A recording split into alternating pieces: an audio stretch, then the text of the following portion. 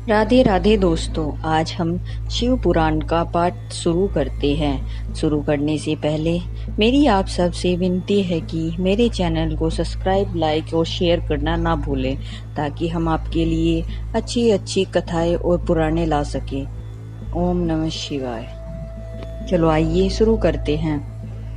राधे राधे दोस्तों, आपका फिर से स्वागत है मेरे YouTube चैनल राधे श्याम में। आज हम आपको वाराणसी तथा विश्वेश्वर का महत्व बताते हैं। सूत जी कहते हैं, मुनीश्वरों में संक्षेप से ही वाराणसी तथा विश्वेश्वर के परम सुंदर महत्व का वर्णन करता हूँ। सुनो। एक समय की बात है कि पार्वती देवी ने लोक हित की कामना से बड़ी प्रसन्नता के साथ भगवान शिव से अविमुक्त क्षेत्र और अविमुक्त लिंग का महत्व पूछा। तब परमेश्वर शिव ने कहा, यह वाराणसी पुरी सदा के लिए मेरा गुप्तम क्षेत्र है और सभी जीवों को मुक्ति का सर्वथा हेतु है।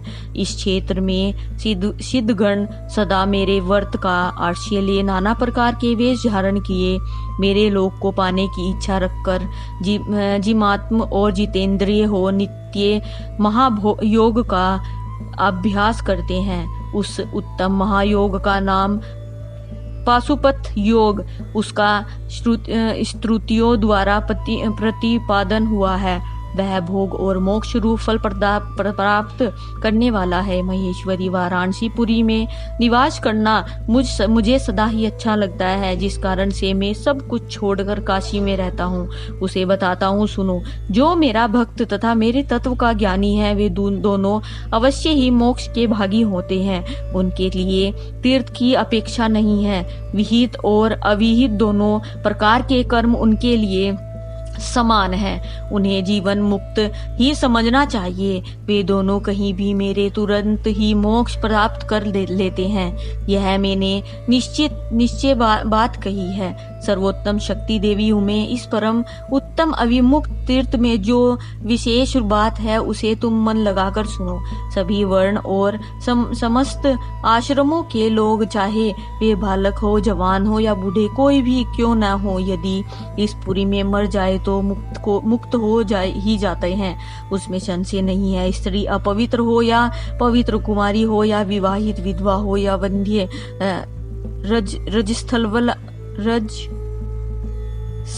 रजस्वला या परसुता, संस्कारहीनता तथा जैसी तैसी कैसी ही क्यों ना हो, यदि इस क्षेत्र में मेरी मरी हो तो अवश्य ही मोक्ष की भागनी होती है। इसमें संदेह नहीं है। स्वदेज, अंडेज, उद्भज और जरायुज प्राणी जैसे यहाँ मरने पर मोक्ष पाता है, वैसे और कहीं नहीं पाता। देवी, यहाँ मरने वाले के लिए न ज्ञान की अपेक्षा और न ही भक्ति की, न कर्म की आवश्यकता है, न दान की, न कभी संस्कृति की अपेक्षा है और न धर्म की ही है। यह नाम कीर्तन, पूजन तथा उत्तम जाति की भी अपेक्षा नहीं होती है। जो मनुष्य मेरे इस मोक्षदायक क्षेत्र में निवास करता है, वह चाहे जैसे मरे, उसके लिए मोक्ष की प्राप्ति सुनिश्चित है।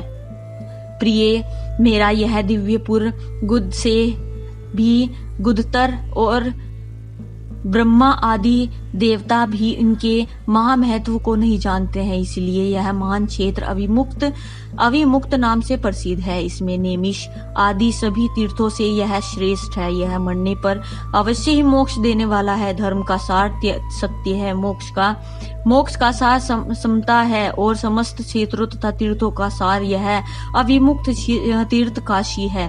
ऐसी विद्वानों की मान्यता है। इच्छा अनुसार भोजन, शयन, क्रीड़ा और विविध कर्मों का अनुष्ठान करता हुआ भी मनुष्य यदि इस अविमुक्त तीर्थ में प्राणों का परित्याग करता है, तो उसे मोक्ष मिल जाता है। जिसका चित्त विषयों में आसक्त है, उसे जिसमें धर्म की रुचि त्याग दी है, वह भी यदि इस क्षेत्र में मृत्यु को प्राप्त होता है, तो पुनः संसार बंधन में नहीं पड़ता है। फिर जो ममता से रहित, धीर, सत्तत्व गुणी, दंभहीन, कर्म कुशल और कर्तापन के अभिमान से रहित होने के कारण किसी भी कर्म का आरंभ न करने वाले हैं, उनकी तो बात ही क्या है, वे सब मुझ में ही स्थित हैं। इस काशीपुरी में शिव भक्तों द्वारा अनेक शिवलिंग स्थापित किए गए हैं। पार्वती, वे संपूर्ण अभिष्टों को देने वाले और मोक्षदायक हैं। चारों दिशाओं में 5-5 कोश फैला हुआ यह क्षेत्र अभिमुक्त कहा गया है। यह सब ओर से मोक्षदायक है। जीवों को मृत्यु का काल में यह क्षेत्र उपलब्ध हो जाए तो उसे अवश्य ही मोक्ष की प्राप्ति होती है। यदि निष्पाप मनुष्य काशी में मरे तो उसका तत्काल मोक्ष हो जाता है, और जो पापी मनुष्य मरता है वह काय विहु को प्राप्त होता है। उसे पहले यातना का अनुभव करके ही पीछे मोक्ष की प्राप्ति होती है। सुंदरी, जो इस अभिमुक्त क्षेत्र में पातक करता है वह हजारों वर्ष तक भैरवी यातना पाकर पाप का फल भोगने के पश्चात ही मोक्ष पाता है। शतकोटि कल्पों में भी अपने किए हुए कर्म का क्षय नहीं होता है। जीव को अपने द्वारा किए गए शुभाशुभ कर्म का फल अवश्य ही भोगना पड़ता है। केवल अशुभ कर्म नरक देने वाला होता है। केवल एक शुभ कर्म स्वर्ग की प्राप्ति करने वाला होता है, तथा शुभ और अशुभ दोनों कर्मों से मनुष्य योनि की प्राप्ति बताई गई है।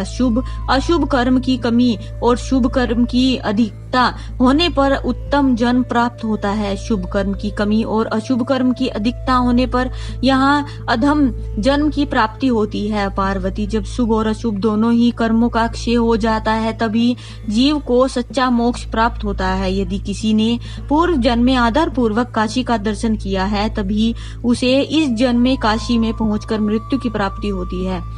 जो मनुष्य काशी जाकर गंगा में स्नान करता है उसके कर्म मरण और संचित कर्म का नाश हो जाता है, परंतु प्रबंधक कर्म भोगे बिना नष्ट नहीं होता है। यह निश्चित बात है। जिसकी काशी में मुक्ति हो जाती है उसके प्रारब्ध कर्म का भी क्षय हो जाता है। प्रिय, जिसने इस ब्रह्मांड को भी काशीवास करवाया है वह स्वयं भी काशीवास का अवतार पाकर मोक्ष लाभ करता है। सूत जी कहते हैं, मुनिवरों, इस तरह काशी का तथा विश्वेश्वर लिंग का प्रचुर महत्व बताया गया है, जो सत्पुरुषों को भोग और मोक्ष प्रदान करने वाला है। इसके बाद में त्र्यंबकम नामक ज्योतिर्लिंग का महत्व बताऊंगा, जिसे सुनकर मनुष्य क्षण भर में ही समस्त पापों से मुक्त हो जाता है। आज की कथा हम यही समाप्त करते हैं। आगे की कथा आपको कल सुनाएंगे। ओम नमः शिवाय। हर हर महादेव, हर हर महादेव, हर हर महादेव। राधे राधे। अगर आपको मेरी वीडियो अच्छी लगी तो बेल आइकन दबाना ना भूलें, ताकि आपको मेरे आने वाली वीडियोस का नोटिफिकेशन मिलता रहे। धन्यवाद। ओम नमः शिवाय।